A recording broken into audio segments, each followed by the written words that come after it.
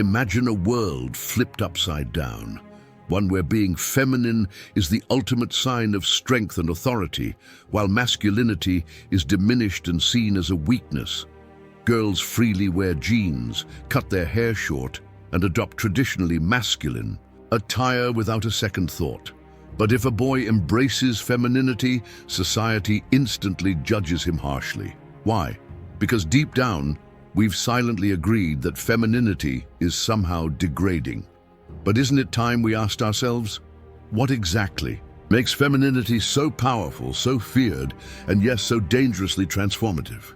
For centuries, philosophy has grappled awkwardly, often reluctantly, with femininity, frequently demonstrating discomfort or clear prejudice.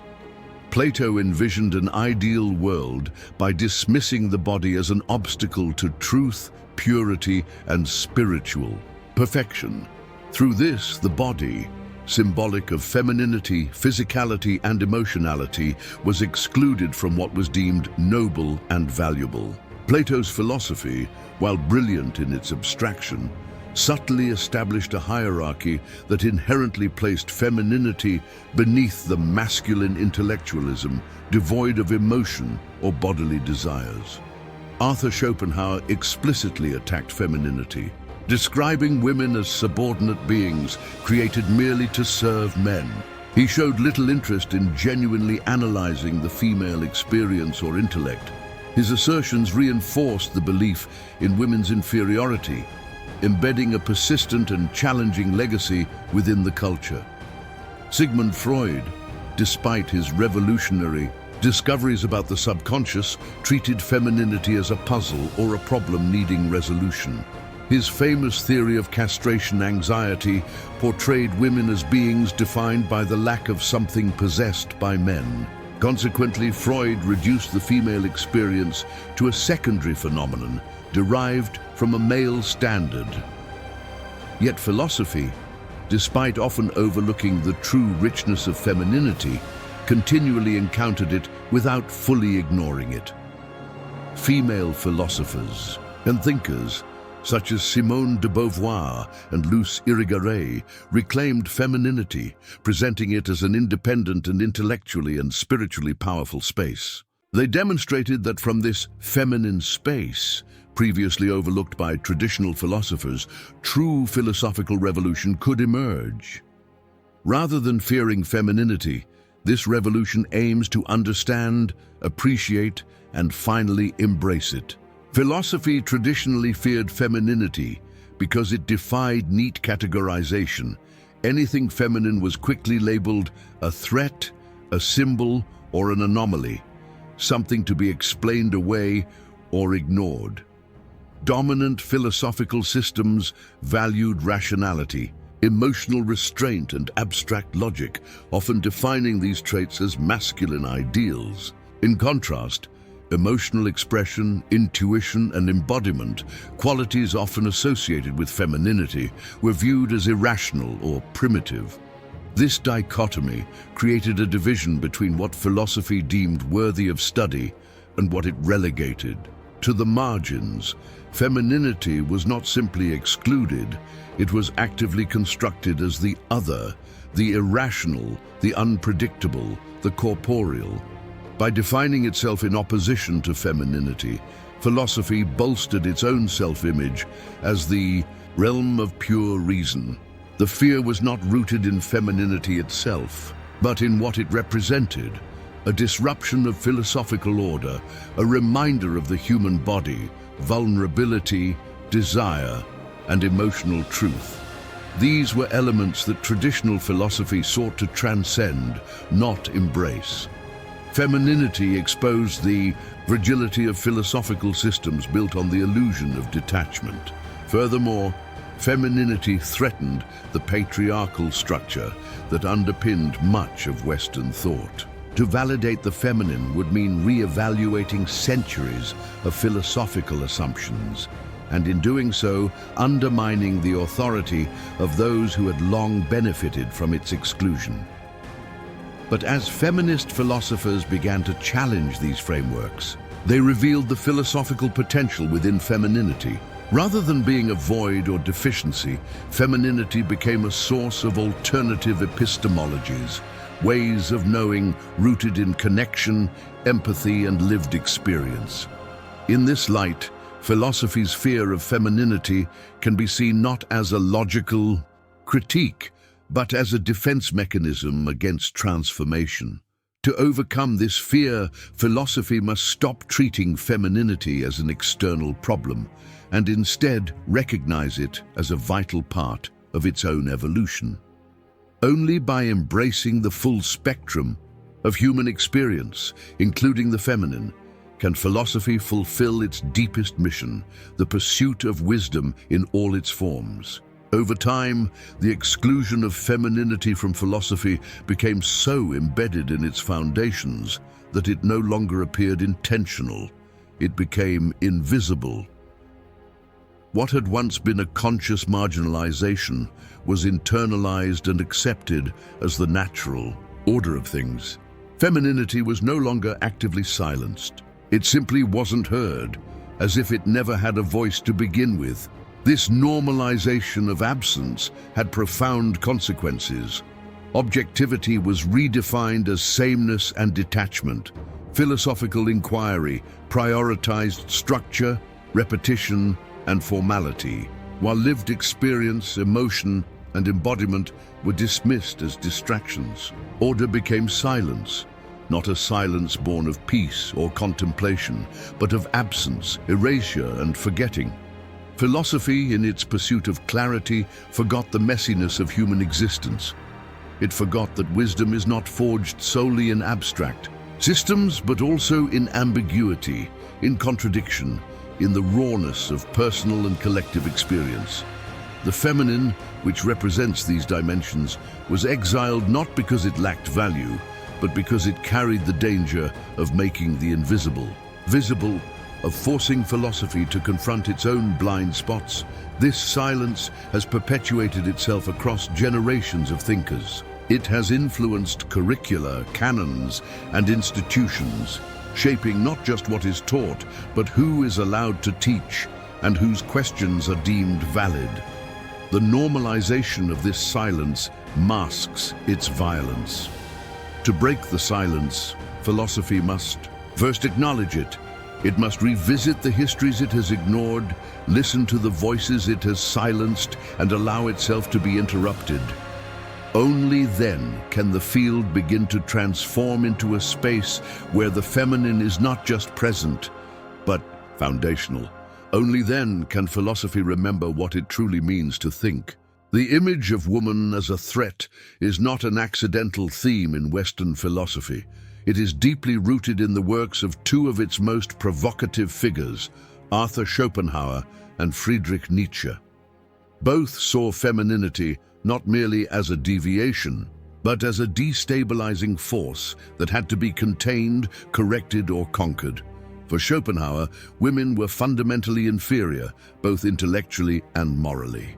He wrote of them as emotionally driven, lacking rational capacity, and destined by nature to serve men. He did not seek to understand their inner world, nor did he offer space for female subjectivity within his system of thought. Instead, he reduced women to biological function and social utility. In his eyes, the female was a necessary evil, tolerated only to ensure the continuity of the species. Nietzsche's perspective was more complex, but no less problematic. Though he occasionally admired women's intuition or vitality, he fundamentally saw femininity as chaos, seductive, dangerous, and disruptive to the heroic male striving toward greatness. The feminine, for Nietzsche, had to be mastered, dominated by the masculine force of will and reason. He feared what he could not control, and femininity represented precisely that, a reminder of vulnerability, of nature's unpredictability, of emotional truth. These philosophical positions were not confined to academic texts. They bled into cultural and social attitudes, shaping notions of authority, logic, and emotional expression. Over time, the association of femininity with irrationality and danger helped justify the exclusion of women from intellectual, political, and spiritual life. Even today, echoes of Schopenhauer and Nietzsche's views can be heard in how leadership is gendered, how emotion is devalued in decision-making, and how feminine traits are suppressed in pursuit of so-called objectivity. The legacy of their fear is not merely historical, it is ongoing. To confront this legacy, philosophy must move beyond critique. It must reinterpret these thinkers not just as products of their time, but as cautionary examples of what happens when fear masquerades as reason. Only then can the discipline begin to dismantle the foundations of its inherited biases and imagine new futures in which femininity is not a threat, but a wellspring of insight, creativity, and strength. Sigmund Freud, often heralded as the father of modern psychology, played a pivotal role in shaping how femininity was perceived, not as a valid expression of human experience, but as a deviation from the masculine norm. For Freud, to be female was to lack. His theories centered not on understanding women as whole beings, but on diagnosing their perceived deficiencies. Femininity, in Freud's model, was not an identity, but a problem to be solved. Women's emotions were pathologized, their sexuality reduced to envy, and their desires interpreted through a lens of absence. The notion of penis envy, for instance, became emblematic of a worldview in which male anatomy, and by extension male subjectivity, was the default. Anything else was rendered incomplete. Within Freud's psychoanalytic framework, women's voices were diminished. Their dreams, thoughts, and traumas were often filtered through male interpreters who defined their meaning. Emotional expression, rather than being seen as insight or truth, was reinterpreted as neurosis. The female psyche was not explored, it was dissected. This medicalization of femininity contributed to a broader cultural trend. The idea that womanhood was inherently unstable, emotional, and in need of correction. Women who resisted traditional roles or displayed assertiveness were labeled hysterical or deviant. Femininity, instead of being celebrated as a complex mode of being, was treated as a clinical category. Freud's influence persists in subtle ways, in how emotional expression is still stigmatized, in how mental health diagnoses are gendered, and in how women's voices continue to be questioned or sidelined. His legacy is a cautionary tale about the dangers of reducing human complexity to rigid categories, especially when those categories reflect cultural prejudices more than empirical truth. To reclaim femininity from the grip of pathology, we must challenge the narratives that define it as lack or dysfunction. We must listen differently, think differently, and create frameworks that honor the full depth and diversity of female experience.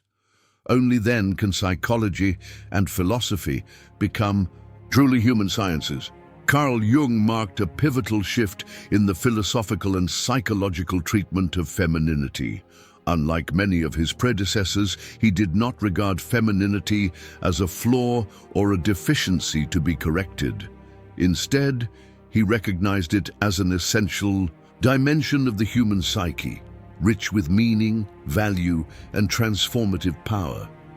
Central to Jung's vision was the concept of the anima, the feminine aspect within the male unconscious. Far from being a pathological deviation, the anima represented emotion, intuition, creativity, vulnerability, and relational depth. It was not something to be feared or repressed, but to be integrated and honored as part of the path to individuation, the psychological process of becoming whole. Jung's acknowledgement of feminine energy challenged the rigid gender binaries that had dominated Western thought. He argued that every person carries both masculine animus and feminine anima traits, and that true psychological health comes from embracing this internal balance. In doing so, he opened space for a new model of human identity, one that values emotional intelligence and subjective experience alongside logic and reason. By elevating the feminine from a suppressed cultural category to a necessary psychological force, Jung helped reframe femininity as a source of strength and insight. His work suggested that feminine qualities were not antithetical to intellectual or spiritual growth, but were, in fact, its catalysts. Vulnerability became a pathway to authenticity, intuition, a form of wisdom, relationship, a form of knowledge. Jung's ideas provided a powerful counterpoint to the dominant philosophical narrative that associated femininity with chaos or lack. Instead of resisting the feminine, he urged individuals, particularly men, to engage with it, to listen to it, and to integrate it into their conscious lives. The anima, for Jung, was not a threat but a guide, leading towards self-understanding and inner harmony. While Jung's theories are not without their limitations and critics, particularly regarding his essentialist views on gender, they nevertheless laid the groundwork for a more expansive and inclusive vision of the psyche. In recognizing the value of the feminine, Jung initiated a quiet revolution, one that challenged the intellectual arrogance of pure rationalism and made room for the soul's deeper, more mysterious dimensions. In Jung's work, we find a rare, philosophical invitation to see femininity not as the other, but as the mirror, not as weakness, but as a necessary wisdom, and perhaps most radically of all, to see it not as a problem to solve, but as a truth to live by. The 20th century brought a powerful intellectual shift, one that refused to accept the philosophical erasure of femininity. Thinkers like Simone de Beauvoir, Luce Irigaray, and Julia Kristeva did not gently knock at the door of philosophy, asking to be let in. They kicked it open. Each in her own way, exposed the blind spots, structural exclusions, and linguistic biases that had shaped Western thought for centuries. Simone de Beauvoir, in her groundbreaking work, The Second Sex, declared that woman is not born, but made. She revealed how femininity was not an essence, but a social and philosophical construction crafted to serve male-defined ideals. Women were perpetually cast as the other, defined in contrast to the male subject, never allowed to define themselves. Her existential analysis forced philosophy to confront the fact that freedom and subjectivity had long been privileges reserved for men. Luce Irigaray took the critique further, focusing not only on philosophical ideas, but on the very structure of language itself. She argued that Western discourse is inherently phallocentric, organized around male logic, male desire, and male subjectivity. In texts like This Sex Which Is Not One, she called for a new language, one capable of expressing feminine difference rather than merely mimicking male norms. For Irigaray, reclaiming femininity meant creating space for women to speak as women, not as distorted reflections of men.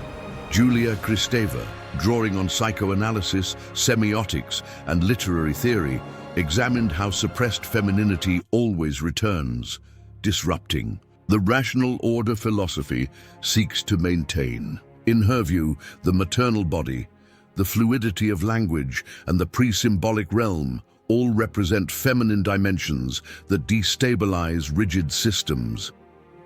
Her concept of the semiotic introduced a space of meaning that is non-linear, affective, and bodily, one that resists philosophical containment. Together, these thinkers redefined what it means to do philosophy. They challenged not just specific theories, but the foundations of philosophical inquiry itself. By insisting that femininity is not an add-on or anomaly, but a mode of knowing and being, they expanded the scope of what philosophy could be. Their work did not simply critique the past, it imagined a different future, one in which thinking includes feeling, in which embodiment is not a flaw and in which the feminine is not excluded but essential. This philosophical awakening invites us to reconsider every assumption we've inherited and to rebuild philosophy from a place of multiplicity, inclusivity, and radical honesty. Today, philosophy acknowledges femininity more explicitly, but still often struggles to genuinely center it. Women's voices remain secondary, tasked with translating experiences into existing male-constructed frameworks. The feminine remains partially marginalized, often labeled as emotional or subjective. What if femininity wasn't seen as an interruption or a problem, but embraced as a powerful source of insight capable of reshaping philosophy itself? Instead of sidelining femininity, what if it became the foundation for new, holistic ways of understanding the world? Throughout history, women and femininity have been feared, misunderstood, and suppressed, shaping philosophy in a way that excluded deep human experiences. Now, recognizing the transformative power of femininity opens doors for new philosophical and psychological insights. So tell me, what would our society look like if femininity was genuinely valued, respected, and integrated into our understanding of psychology and philosophy? Share your thoughts. What changes would you envision, and what could we learn from embracing femininity fully?